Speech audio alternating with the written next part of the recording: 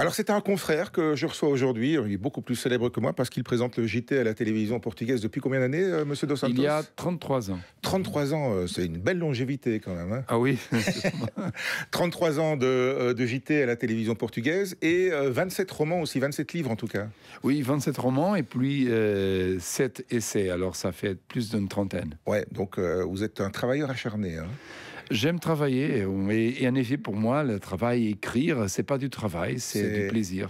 Oui, enfin, malgré tout, quand on voit Oublier, qui est le livre qui est traduit en français, donc que vous venez de sortir, c'est une jolie brique quand même. Hein. Oui, c'est pas du petit livre, quoi. Non.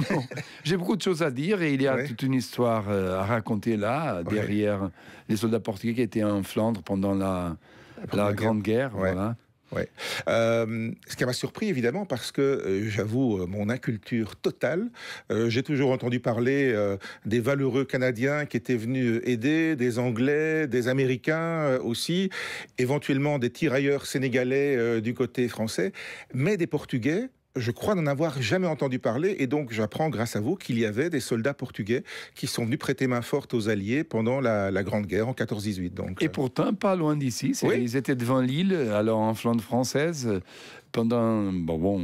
c'était de 1916 jusqu'à 18. Et ils ont joué un rôle parce qu'ils étaient intégrés dans le BEF, le British Expeditionary Force. C'était 2 divisions portugaises, mais ils sont restés trop longtemps en ligne. Normalement, on remplaçait les forces en ligne aux tranchées après 3 mois, parce qu'après 3 mois, ils n'étaient pas capables de combattre plus. Et les Portugais sont restés 9 mois. Alors les Français changeaient à chaque 3 mois, les Anglais aussi, les Allemands aussi, mais ils sont restés, alors ils étaient très épuisés, ils avaient des désertions, même des émeutes, car ils en avaient marre, ils avaient été oubliés par son pays même. Ils étaient oubliés à la fois par les Alliés et par les Portugais, quoi. Oui, exactement, car le gouvernement a changé au Portugal. Il avait un nouveau Premier ministre qui était un germanophile. Il voulait qu'on sortait de la guerre, mais il ne pouvait pas le faire, car nous étions, grâce à notre alliance avec l'Angleterre, une alliance dès le XIVe siècle. Alors il ne pouvait pas terminer. Alors il a abandonné ses forces. Débrouillez-vous, quoi. Et il n'a pas envoyé des remplacements et tout ça. Alors c'était terrible pour eux, et je raconte cette histoire. Si vous avez choisi de raconter cette histoire, et de raconter ça à travers principalement l'histoire de 2 personnes, un homme portugais, un soldat, et une femme française, il y a une partie de votre histoire personnelle et familiale là-dedans ? Oui, c'est d'une façon tout à fait inattendue. Alors, j'ai lu dans un carnet d'un officier portugais et qu'il parlait qu'il avait été dans un château dans la région d'Armentières. Et là, il a connu une baronne française et il a laissé entendre que quelque chose s'est passé. Alors, c'est le point de départ pour l'histoire que je raconte. Alors, j'ai imaginé ce qui s'est passé.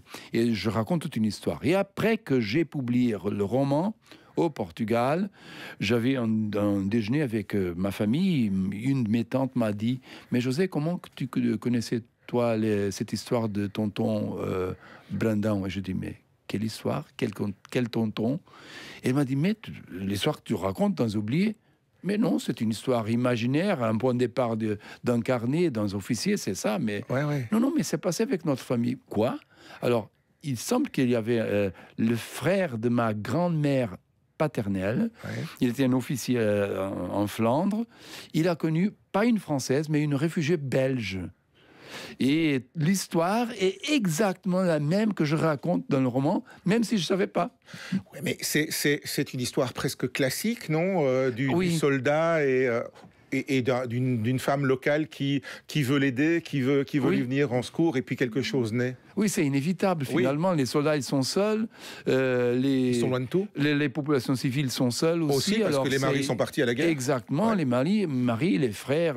Alors, quelque chose va se passer, et c'est passé. Et dans ce cas, dans ma famille, c'était une réfugiée belge. Alors, c'est en plus, alors oui, voilà. Alors, j'ai de la famille en Belgique, car il a, une fille. Belge. Et bon, et voilà. Je suis lié au pays aussi. Ça fait un lien supplémentaire entre la Belgique et le Portugal. Donc, exactement. Et vous savez, après la guerre, Lille s'est jumelée à Lisbonne.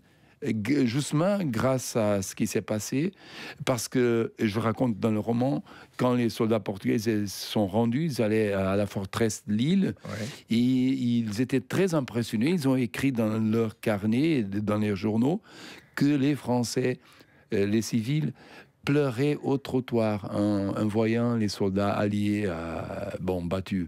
Et alors, ça a beaucoup ému ces soldats portugais. Mais vous avez un grand-père qui, je pense, est décédé à la guerre, et un autre qui l'a fait aussi. Donc voilà, il y avait vraiment un terreau, quoi. Oui, tout le monde au Portugal a quelque part un ancêtre qui a participé à cette guerre-là. C'est très bizarre parce que c'est une guerre qui a touché toutes les familles au Portugal. On a envoyé ces soldats, c'est des milliers de soldats. C'est pas un pays avec une grande population, alors un petit peu comme la Belgique. Alors tout le monde avait quelqu'un qui était dans la guerre. Et finalement, mon bouquin est le premier publié au Portugal sur la force portugaise en la guerre. Alors, ils étaient même oubliés par la culture portugaise. Voilà, donc il était temps de les ressortir un peu de l'oubli, quoi. Exactement. C'est marrant parce que finalement, la Belgique et le Portugal, c'est un peu le même nombre d'habitants. Oui. Ce sont deux petits pays en termes d'habitants. Avec des géants à côté. Oui, voilà, exactement. Des gens relativement calmes, on va dire. Oui. C'est le sentiment que j'ai eu en allant au Portugal. C'est assez, un peu comme nous, quoi. Mais vous savez, quand je suis en Belgique, je suis très bien. C'est comme je suis chez moi. Peut-être beaucoup plus de pluie, mais quand même. Oui. Parce que les gens des petits pays sont un petit peu humbles, parce qu'ils comprennent les défis autour d'eux, et nous avons besoin d'avoir des alliances pour rester indépendants. Exactement. C'est un récit, le récit dans les tranchées, et le récit de cette solidarité, de ce sens du sacrifice aussi. C'est totalement d'actualité quand on voit ce qui se passe en Ukraine depuis presque 3 ans maintenant, depuis un peu plus de 1000 jours maintenant. Ça reste dans l'actu, quoi. Oui, et c'est pire que ça, parce que probablement, nous aurons une paix imposée aux Ukrainiens à cause des élections aux États-Unis. Et ça peut dire que nous aurons une guerre plus tard. Parce que si on n'arrête pas Poutine en Ukraine, où est-ce qu'on va l'arrêter en Europe européenne? Et en effet, il y a une nouvelle d'aujourd'hui, je pense, ou d'hier, qu'il y a des pays scandinaves qui se préparent déjà pour la guerre. Et qui préparent leur population aussi en disant préparez-vous. Et il nous faut faire la même chose, parce que c'est vraiment très, très, très dangereux la situation où nous sommes. C'est quand même une situation qu'on n'aurait pas imaginée il y a 10 ans. Voilà, alors, exactement. Et je pense que nous sommes déjà en 3e guerre mondiale, car les guerres mondiales, c'est pas seulement un conflit, il y a plusieurs conflits. Il y avait, par exemple, dans la Seconde Guerre mondiale, c'était l'invasion de la Finlande par l'Union soviétique, l'invasion de la Belgique et de la France par l'Allemagne, l'invasion de l'Albanie par l'Italie, mais elle faisait partie d'un ensemble.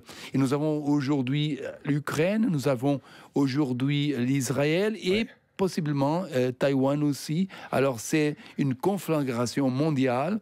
C'est pas que ça se bagarre partout, c'est que ça implique beaucoup de gens. Exactement. Et tout le monde est impliqué, en effet.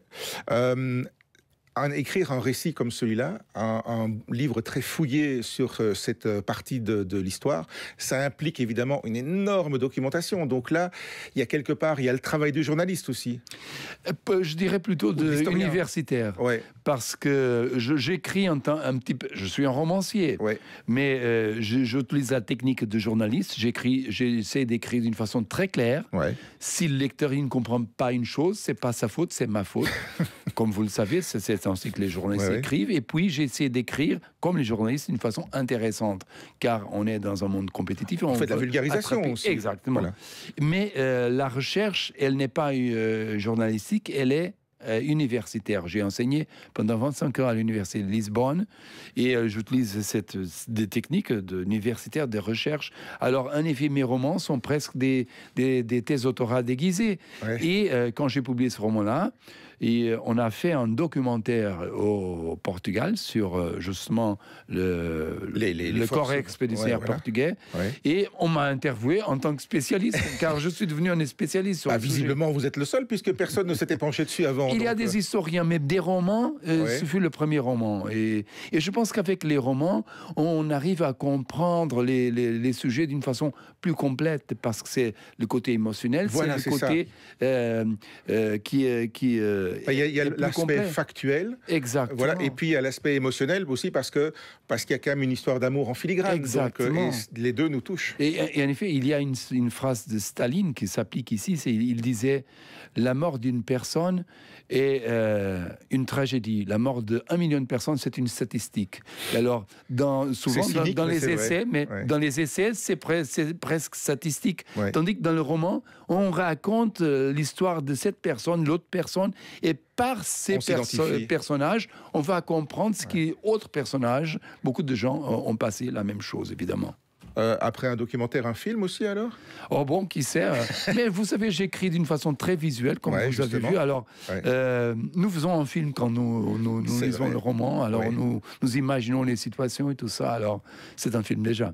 Voilà. Merci pour ce beau voyage, Monsieur Dos Santos. Merci à vous. Ça s'appelle Oublié, donc, et c'est effectivement une histoire qu'on avait oubliée, mais qui est vraiment juste à nos portes. Ce sont les soldats portugais qui étaient dans les tranchées en 14-18. Comme ça, on va se remettre des choses en mémoire. Merci beaucoup. Merci.